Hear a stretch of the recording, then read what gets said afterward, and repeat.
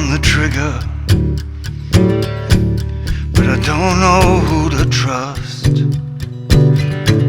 When I look into your eyes, it's just devils and dust. We're a long, long way from home, Bobby. Home's a long, long way from us.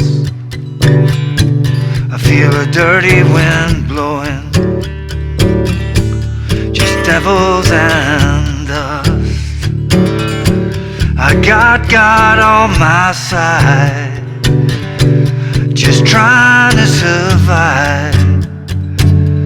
What if you do to survive kills the things you love? Fear's a powerful thing, can turn your heart black, you can trust. It'll take your God-filled soul, fill it with devils and dust.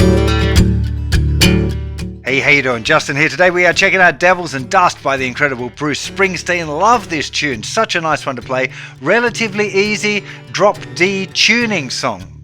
Some possible debate as to whether it's double drop D. Both of them kind of work, to be honest. I think it's in just regular drop D. I'll explain that a little bit more as we start going through the chords, because there's a couple of different options on the chords here as well, having watched Bruce play it a few times live, not in person live, but live videos. Definitely for the record, there's no capo, so all you need to do is tune that thicker string down to a D. You can use the 4th string as a reference there.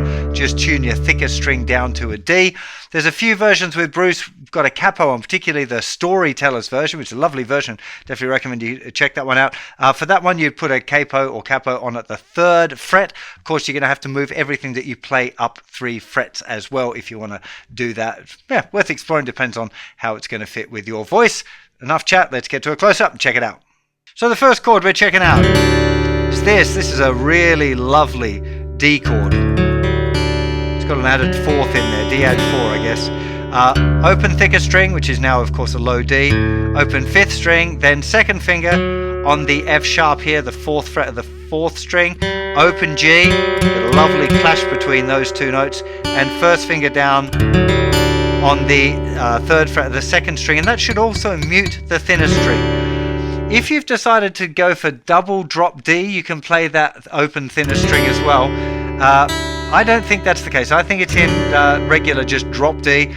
That E note doesn't sound bad with the D chord. I don't hear it on the record, but so I think you should mute it with the underneath of your 1st finger. But if you accidentally play that open E, sometimes it's not really horribly out of tune or anything like that. So that's the D chord that we're going to use most commonly. And there's this little fill where we're going to put the 3rd finger down here.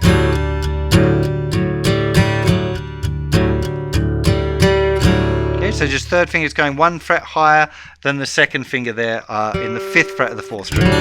So there's D. Okay.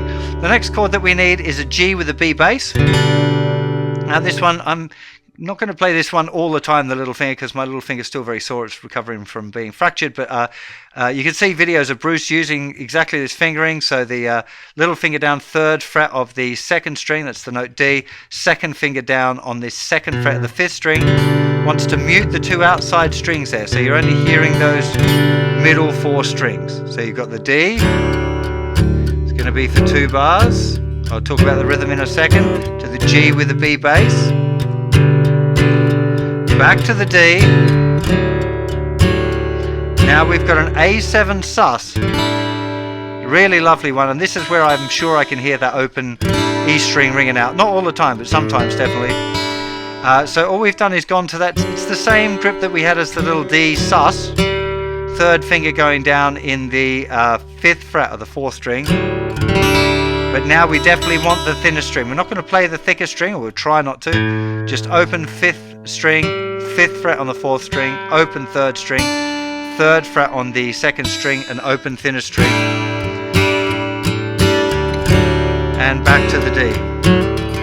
So the verse, finger on the trigger,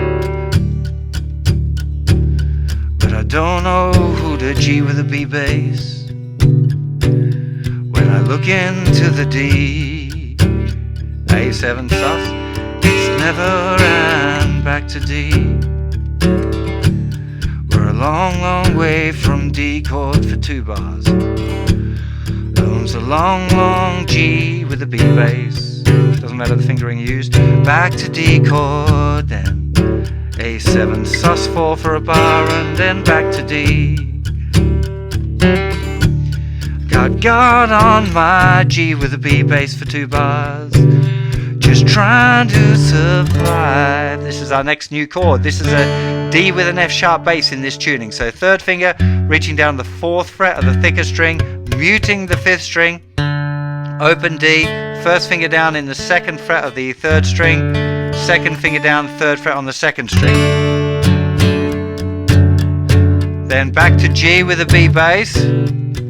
Now this time, I'm pretty sure he's doing this A7 sus. Doesn't really matter the fingering that you choose. Use whatever you like, whatever's feeling most comfortable. For me, comfortable is not using my little finger.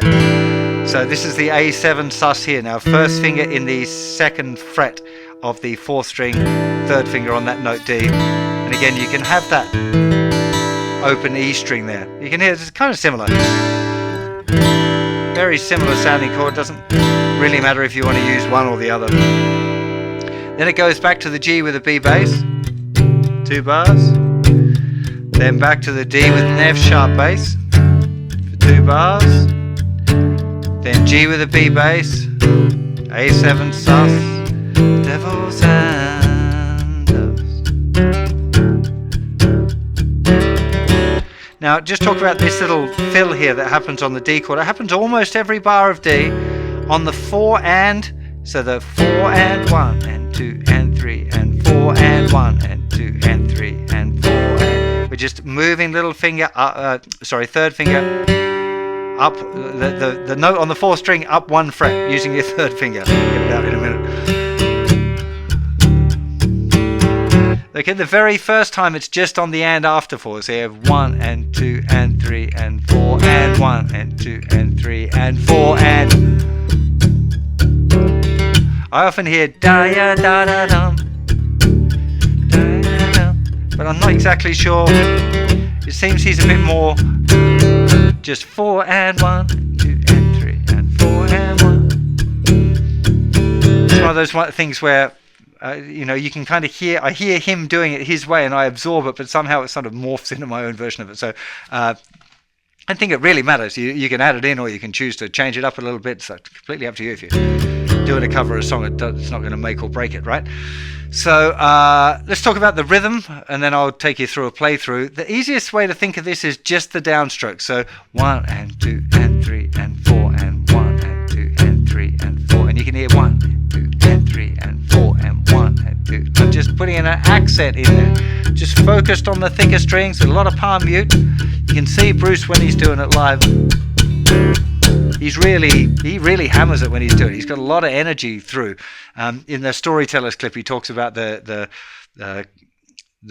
contradiction. That's not the right word. The contrast between the guitar playing quite aggressively and this kind of thoughtful lyric going on at the same time. You know, so yeah, super interesting. For me, I don't want to go too hard on it, but yeah, it wants to move. It doesn't want to be too niminy-piminy, right? It wants to have a bit of 2 and 3 and 4, 1, 2, 3, 4 and 1. Get that little accent in there. Getting the rhythm solid and feeling good. It's going to be real important. So definitely work on just getting that right.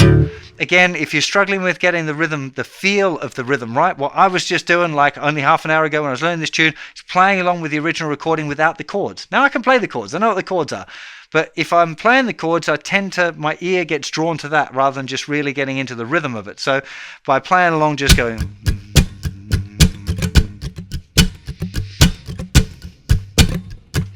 playing along like that with a muted thing really help you get in the pocket and try and absorb the kind of the groove of the tune. So I definitely recommend that, even if you're good with playing the chords anyway. So there is more to it than just the downstrokes though, because you get this kind of, there's a little upstroke in there, 1 E and 2. Okay, so down, down, up, down, down, down, up, down, down, down, down, down, up, down, down, down, down, down, down, down, up, down, down, up, down, down, down, down, down, up, down, down, down, up, down. 1 and a 2 and 3 E and 4 and a 1 and a 2 and 3 E and 4 and a. But it doesn't really matter, and it's slightly different each time Bruce is doing it as well, because he's thinking much more about the lyric and the delivery and the feeling of it than some specific rhythm pattern. So that would be a good starting point. Down, down, up, down, down, down, up, down, down, down, down, down, up, down, down, down, up, down, down, down. Right? Maybe do a little bit of practice on that, but when you're playing the tune, don't be too dragged down about that. Try and get into the feeling of what you're doing, much more important than kind of technical, getting the strumming pattern right stuff. Okay, so what I want to do now, I'm going to play through the tune, but with a real simple rhythm, just nice and even, eighth notes there, so you can see how the chords fit in together with the lyrics for that whole section. Starting with the intro for 4 bars, so 1, 2, 3, 4, 1 and 2 and 3 and 4 and 1, 2 and 3 and 4, 1, 2 and 3, 4 and 1. Got my finger on the trigger, but I don't know who to trust. There's the G with the B bass. When I look into the D, A7, it's just devils and D. Another same pattern again. 2 bars of D. Home's a long, long way from G with the B bass. I feel a dirty wind, D chord, A7 sus, and then back to D. Into the chorus. Got on my G with a B bass for 2 bars. Just trying to D with an F sharp bass. What if you do to the G with a B bass? Kills the things you A7 sus for. There's a powerful G with a B bass. Can turn your heart black, you can D with an F sharp bass. You do the G with a B bass. A7 and devils and D.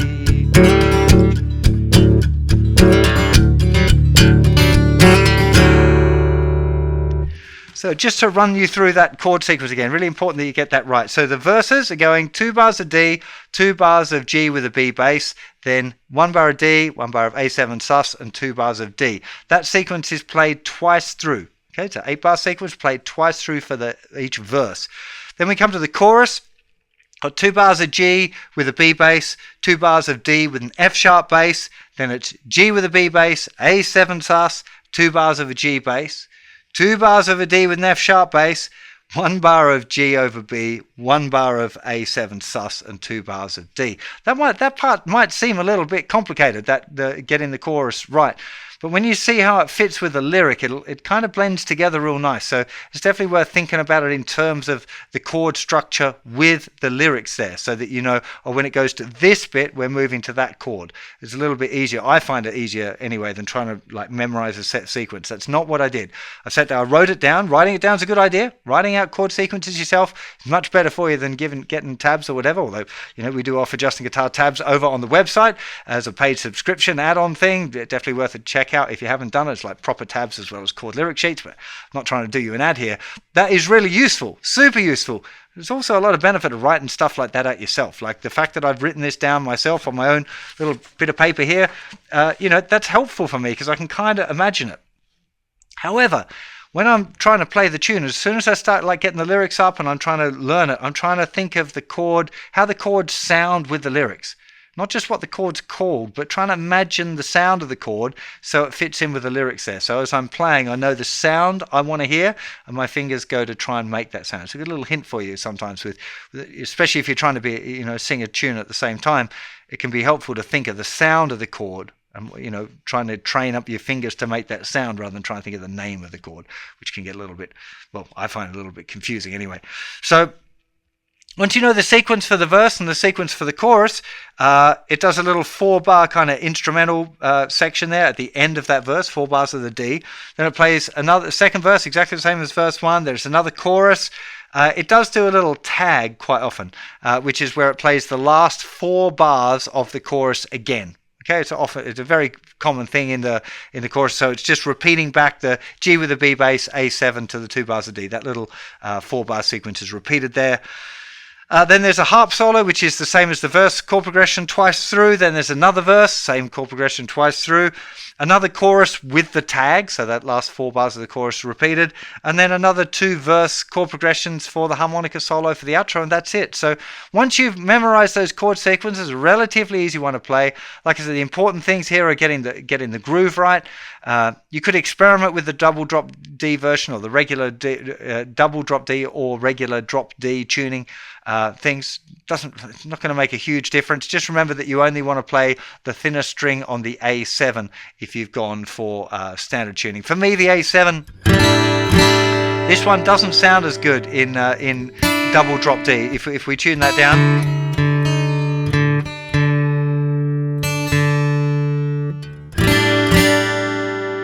it's too close. There's the D.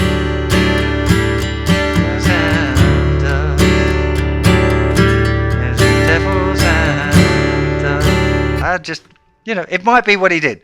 It's hard to tell from the videos, but I swear sometimes I can hear that thinnest D string ringing out. So I really hope you enjoyed learning this tune. Do experiment with the capo position and find a way that it fits your voice. I'd love to see some of you guys and girls doing covers of this song too. So if you do a cover of it, let me know. Pop a link in the description of the video on YouTube or on the website. I'll try and check it out if I can. It is, really nice fun to play this one. It's not particularly difficult. The lyrics are kind of talky, not too high. Good tune. Hope you enjoyed this one. Plenty more Bruce Springsteen songs over on the website. Remember, we've got an artist page now where you find them all collated together, and they're all grouped by grades as well, so you can kind of find ones that, within your ability to play, or maybe they're too hard and you're just going to enjoy the challenge. It's all good. Have yourselves a fantastic day, and I'll see you for plenty more lessons very soon. Take care. Bye-bye.